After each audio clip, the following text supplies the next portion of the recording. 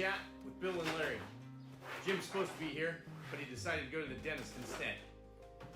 That's all I got to say about that. We're really just kind of going over. Bill has done a video in the past on basic bee equipment, what to have to get started, as far as, you know, your bottom board, your brood box, your honey super, inner cover and lids, that kind of thing. We won't go as much into that. If you have questions, you can certainly ask, but I would definitely check out Bill's channel. That is a pretty all-encompassing bit of information as far as what you need for as a beginning beekeeper. The kind of stuff we're going over today is just essentials, kind of things you need while you're working your bees. Once you've got your bees established and keeping them healthy. One of my favorite quotes is, "Good queens, dead mites, and healthy bees." And Cayman Reynolds says that all the time, and I'm a huge believer in that. And a lot of everything, kind of what we're going to show today, is just kind of getting them to that level of strong colonies. So, yeah, having all your equipment ready to go when you do your inspections is very, very helpful, because you're not running after stuff, leaving your hive open because you forgot something. So I think probably start off with what you have as far as a kit. Sure. And what you've evolved, and we'll probably talk about mite wash. He's got his kit. I'll have to step out and get mine probably. But if we start with just some of the basic stuff, sure, of what you have. Yeah, and really, what I've got out here isn't my entire kit, but I use a little tote with a lid, and I keep Boardman feeders in there just in case I need to do an emergency feed on hives if they're looking a little weak, or if we're in a dearth and we need to get some feed going. I like a couple of different feeders. In the club, we use frame feeders, and these guys just go in the number 1 or number 8 position. And they've got 10. Or 10. Yeah, that's correct. If you've got 10 frames, and they've got built-in ladders to keep the bees. But a lot of folks won't even run it with the lids. They'll just have it open, throw some cork or some stick in there, and that'll keep the bees going. Yours actually has the screen inside. So yeah, I learned this. Jerry Tate's Honey Farm. His dad Wes. If boy, some of you further along beekeepers know who Wes was. Fantastic guy. But it's an inline feeder, and they're a pain to make. This has got a wooden frame inside of it with screen on both sides, and it actually works better than just about any of the options for, you know, for putting sticks or even the cap and ladder. And remember, the bees that might drown in your feeder are minimal compared to with your daily die-off of bees anyway. So as long as you keep your feeders clean and stuff, you know, not keeping your feeders clean, if they get built up a lot of bees, that's just not healthy for your hive. So remember, you know, when you feed, check the condition, whether it be an inline feeder or you've got that top feeder over there. Yeah, I've got a round top feeder. These are also great. So what works great about these is this goes right on top of your inner cover, on the little hole of your inner cover. On the edge here, it's actually got little grooves. It's a ladder-based system, basically. I found that if you take and you put a kid's sock over it, and then cut the top off, the sock is right around this circle. It will wick up the syrup. The bees won't actually even crawl down. They'll stay on the top and get the sugar syrup right from the top. So you don't have any drowned bees like that. And then you just put the cap on it. So when you inspect your hives, or if you're not even inspecting, if you're just checking the feed, if it's in the spring and it's in the first couple of days before you're actually going to start getting into the hives, but you're still feeding them, the nice thing about this is you can open this up, pour your syrup in, and not get the bees all spooled up, and then just close it back up. You could probably use some of those wrist sweatbands. The sweatbands work great. They may. Dating ourselves. Go ahead and go with your Boardman there real quick. The Boardman feeder, this guy actually slides right into the front, off of the front landing board of the hive, and then you put your sugar syrup in the jar, and the lid actually has 20 or 30 little holes in it, and you just put that upside down right on there and vacuum seals it. It actually doesn't drip down in there. The bees actually will go up, get the syrup off. When you first put it on, you'll get sugar syrup down in the bottom. The bees will clean that up, that'll actually attract them to the syrup, and then they'll just go up and start drinking the syrup down. I've seen a quart jar demolished in a day.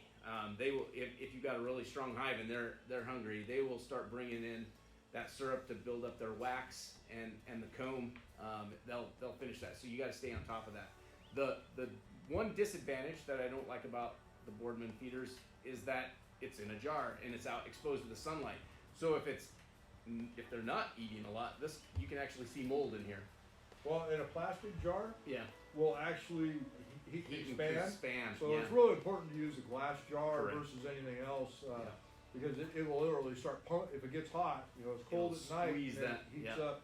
It'll pulsate the syrup, and you just waste it Yeah, and you're bite just yellow wasting it. jackets. Yeah. Now, Boardman feeders are really good for what they're intended for, but using especially on a package, you really want as much syrup available as right. possible if you just starting out with all new equipment, because they really gotta take. I've seen a 1 gallon feeder be emptied in about 7 hours, Yep. 8 hours. So, but they utilize that to start drawing out comb and put some food reserves in. There's a lot of controversy on feeding syrup, but if you're responsible, do it the right way, it works really well. So Know when your nectar flow is on. You do not have to keep your feeders in. Take your feeders out, stop feeding, let the bees do their thing, or you get lazy bees, and nobody wants lazy it's not bees. good to mix into your honey crop if you do throw Right. supers on. So we're going to talk about one more feeder that, and our club, we always teach mainly to use inline feeders. Yeah. And Larry's top feeder is a good one because it takes a little bit of space. It's not a big area, but we have these big, feeders here, and they'll Is hold. that a 2 gallon? I think it's 4 gallons. Is it a 4 gallon? Yeah. Wow. And the problem in our area, and for those who don't know, we're talking about northeastern Washington and northern Idaho and stuff, is we get really cold nights, and this syrup will get it'll get cold. It'll suck the heat off the cluster. There's people that swear by them, but the majority of people know. When I have my store, I get customers all the time. Yeah, my bees aren't taking syrup, and and we find out by asking the right questions what they got going on, and ones that are having difficulties on feed consumption, we find out usually that they have this. Warmer climates, these work great, but here they're just not. Not as conducive. Yeah, they're just not. So, yeah. Well, that kind of covers the Feeding feed, side. I think. Yeah. Smokers. Yeah. Smokers. I didn't bring my smoker. Phil's got smokers. Kind of fuel for smokers. There are a ton of videos out there on how to light your smoker. I, for the longest time, just used a little, one of the long matchsticks that you use for your grill, that kind of thing. I've recently updated to what Bill and Jim are using with the propane torch. Best thing ever as far as lighting. This is incredible. I hear a lot of people. Who doesn't like that? Yeah. And that thing, you just put it down inside and you light your smoker. But as far as fuel goes, you can use anything. I mean, I very rarely buy smoker fuel, but burlap is great. It smolders really well. It doesn't burn, and the cotton also works really good. I kind of use a combination of both, but prior to having any of this, I have maple trees in my yard, and I'll use dead maple leaves, and I just stuff my smoker full of maple leaves, and once I get it ember down at the bottom, I put the leaves up on top of it, and it just gives me the same cool smoke as everything, and it's free. So people use pine needles or pine straw and pine cones.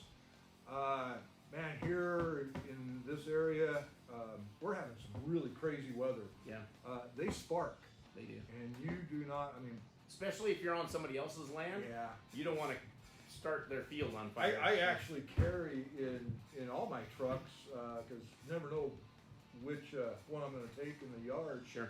I carry a fire extinguisher, and usually I've got a shovel or something Yeah, on the truck too. I've got my little e-tool from the But army. smokers. There's a cheap, tall, commercial grade one. See, Kelly, just like Kelly, yeah, same. but mine looks a lot better. Yours here. looks a lot better. So short smoker, no guard. I do like the guards on there because, they help. You can also hang, so those work really good. Let's go to Hive Tools. 'Cause Hive you know Tools. my controversy on Hive Tools. So there's 1,000 different kinds of Hive Tools out there. They're all dumb. I watch a guy down in Australia that his Hive Tool's about this long. Yeah, It's pretty like cool. 21 inches. Yeah, it's Huge. crazy long, but that's his primary Hive tool. Cayman Reynolds uses one similar to this and this. It's kind of got both pieces on it. It's got the hook and it's got the tool, and then you've got your blades at the end. I keep both. I keep these two on my belt all the time. I didn't bring that with me today, but I've got a little utility belt like Batman, and it's got a magnet on it. I just click those to my belt, and they're always with me. But Bill's preference is this tool right here. My preference is this tool right here. They both work great. They both do what they need to do. It's really just a matter of which one. I like this one that Bill uses. I use this one for scraping the tops of my hives and that kind of